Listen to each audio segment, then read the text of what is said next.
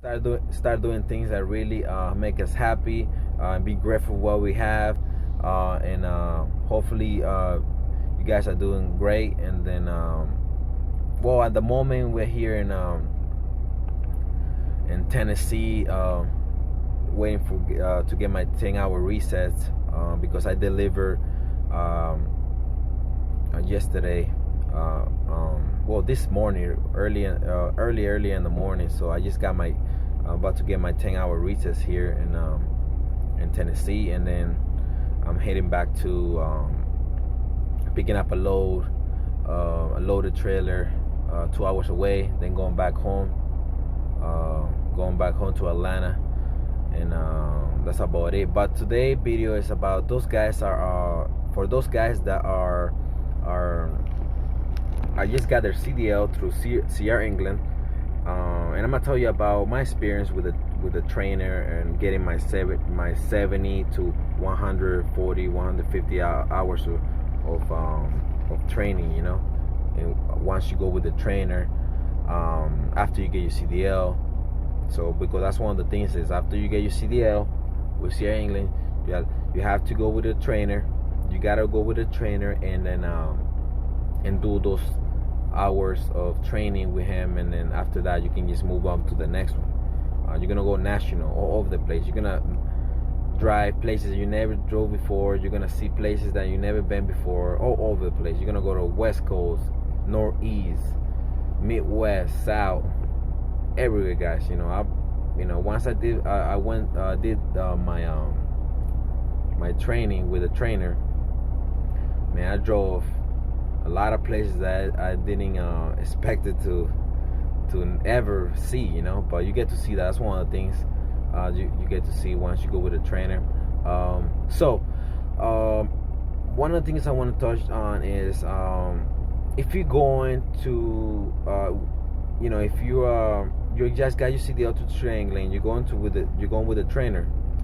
Try to get if you met somebody, you're cool with somebody there, your friend or whatever, you met somebody there, try to team up with that guy, because one of the things is if you team up with him, so it will be you, your friend, and the trainer, right?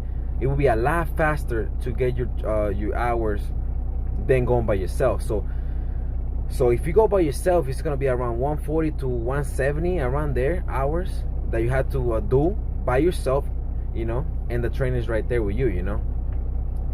But if you go with with a friend of yours or teammate, whatever, somebody that you like, that you met there, that you're cool with, they cut down to 70. So you have to do 70, he had to do 70. So I highly recommend that you go with somebody so you can get down with those hours faster. Of course, there's gonna be 3 guys in the truck, whatever. The truck never is gonna stop running. You're gonna be driving. You're gonna be driving your hours, your 500 to 600 plus miles a day. You're gonna go to sleeper, do your 10-hour recess. Then your friend's gonna drive. So once you're sleeping, you're in the sleeper. He's gonna do his hour. And so on. That's gonna be like the truck never is gonna stop. It's always gonna stop for fuel, or you guys are showers or food, whatever.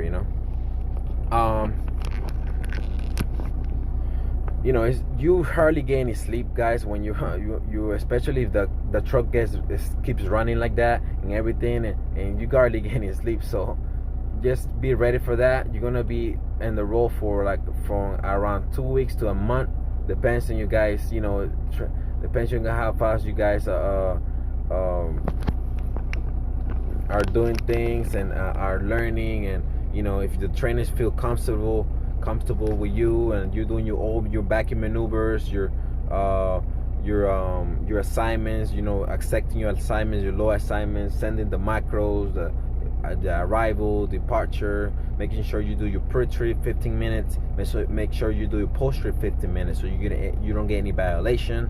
Also, like turning, so you don't hit any, you don't hit nothing. So the train is gonna be there, guys.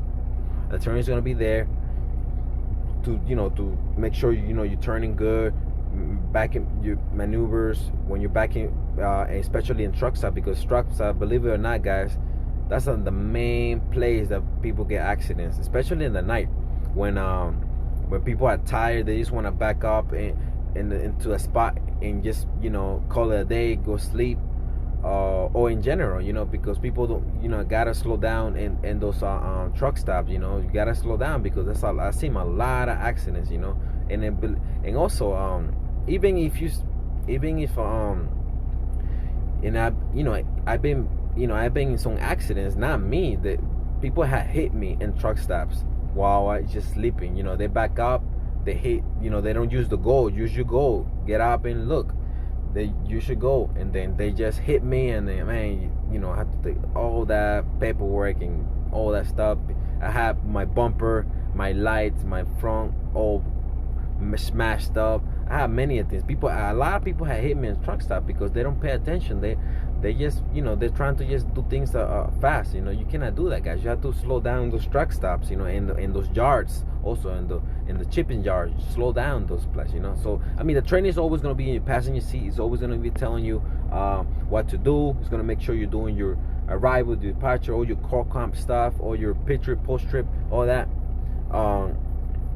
So you don't have to worry about it. Just get, before you go in the truck, make sure you get a book,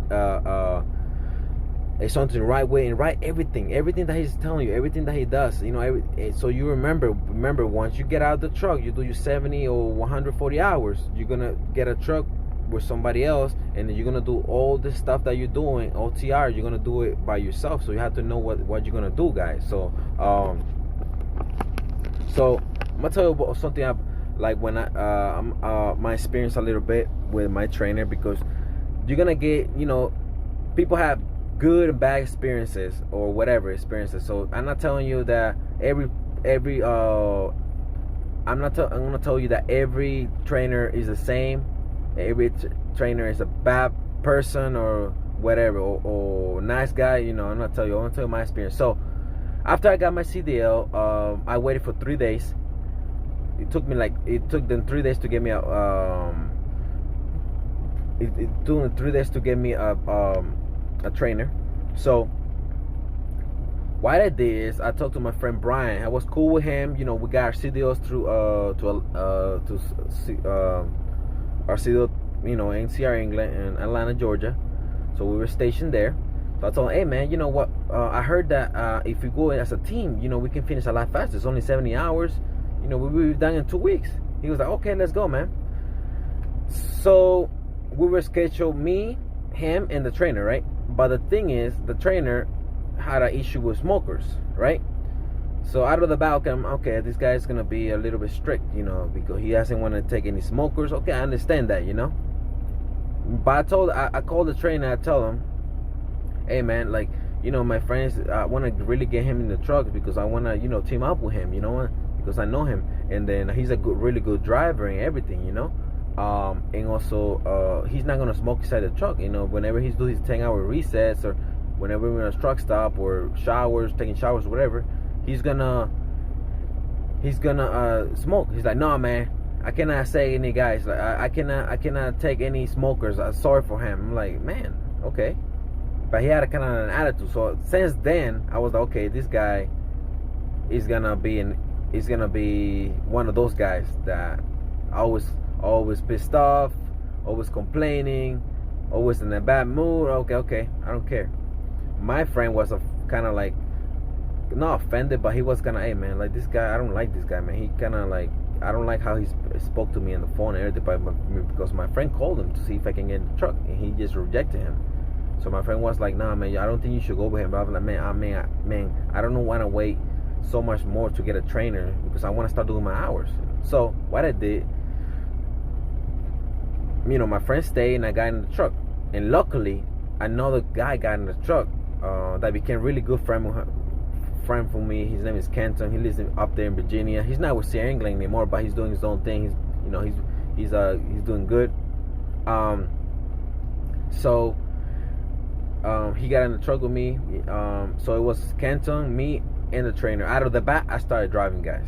He's like, he was, that trainer was really kind of neat. He wanted his things to be done. He was really, like I said, he's impatient, and he was really pissed off at everything.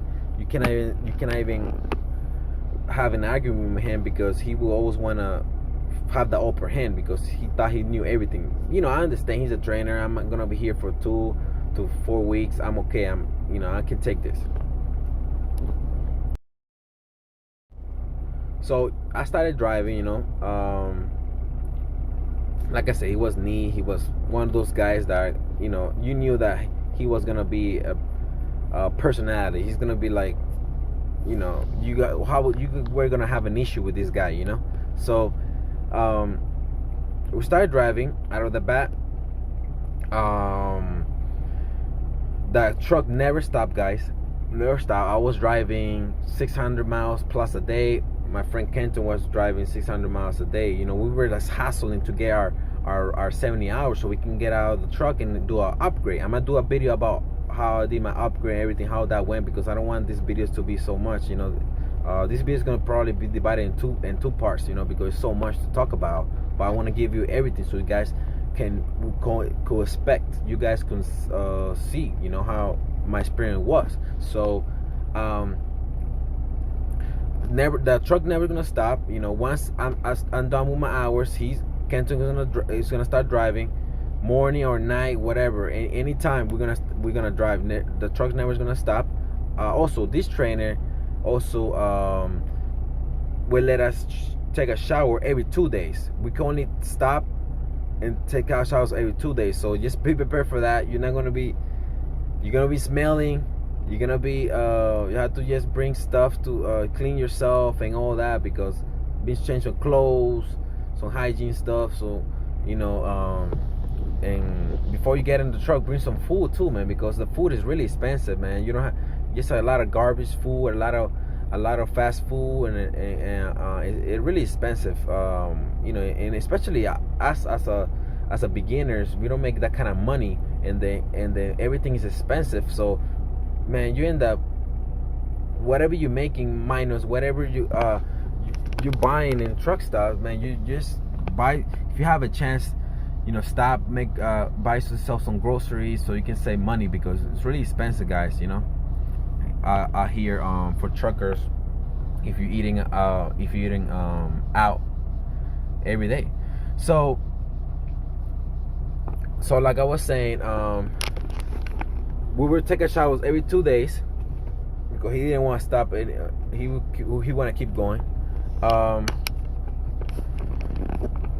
We also once you're in the truck, guys, man, you get hardly any sleep. So just be prepared to be tired most of the time, because you hardly can get some sleep, because the truck is running, moving and hitting bumps and stuff like that. So you hardly get sleep, and especially when you are a sleeper, and man, you hardly get any sleep. So just be prepared for that. Yeah, another thing is that remember, you need 70 hours to be done, right? And so, because when you team up, you need only 70 hours. So that they call it the fast-paced program or something like that. That's what they call it. So, like I mentioned, you go all over the place, OTR, right? In the first week, my trainer was always in passenger seat. He was checking that we didn't hit anything. We're doing our pre-trip, post-trip, backing in truck stops and receiving shipping yards or whatever. He was always there. By the second week, so he knew that we were good drivers. He was in the back. He never drove, guys. He never drove. He didn't want to drive at all. So this guy, he was just in the second week. He was just doing nothing. He was just back there. He had a flat screen TV, so he was just laying down, talking on his phone, whatever. We were just doing our thing, boom, boom, because we already knew. We already were good, comfortable with things like that, But like I said, also another thing that happened is that that was pretty messed up. We were around New Mexico, guys. New Mexico, Texas, around there. We already needed at least 15 more hours. 15 hours in our 70 hours. We were already done, guys. We were already done. We were going home, and they remember, and then we told them, "Hey, man, we wanna get back to Georgia to do an upgrade to Atlanta, Georgia, to the Conley yard." So we were waiting for a load. We were in New Mexico. We were waiting for a load to the East Coast. Anything to the east, anything that could ride us through there, to the Conley yard, But the thing is, one of the things that messed us up that we didn't know, this guy, the Sierra England trainers are usually in the road for 2 months, and then they go to they take like 7 days off or whatever it is. So this guy, by the second week, we're almost done, guys, decided to take his home time, right? So we were thinking, okay, man, we're gonna, we start driving east, we were thinking, okay, we might get a load, we might get a load soon. We're doing our hours, boom, boom, boom, boom. Everything's going well. So we stop at Mobile, Alabama. Mobile, Alabama, right? We still waiting for a load, nothing, So this guy's like, oh, well, guys, I'm gonna take my home time now. And I'm like, what? Bro, how you gonna take your home time if we only have we close to Georgia, we just need one more load. We can go up, down, and finish our hours, and you can just drop us off in the school, and then you can just go, man. You can do your home time. No, this guy decides to take his home time right in the middle of our training. So he got his thing, he left, right? So I was like, nah, man, I live in Atlanta, Georgia, so I was like, nah, I cannot stay here for a week doing nothing. And then the thing about the new trucks, the Cascadia trucks, Cascadia, I don't know how to pronounce that, you cannot keep the engine running that much. It turns off. So if you have the AC, you have to keep hitting the gas pedal in order for the truck doesn't turn on, So it was hot. This is in the summer. So I was like, nah, man, I'm not gonna stay here.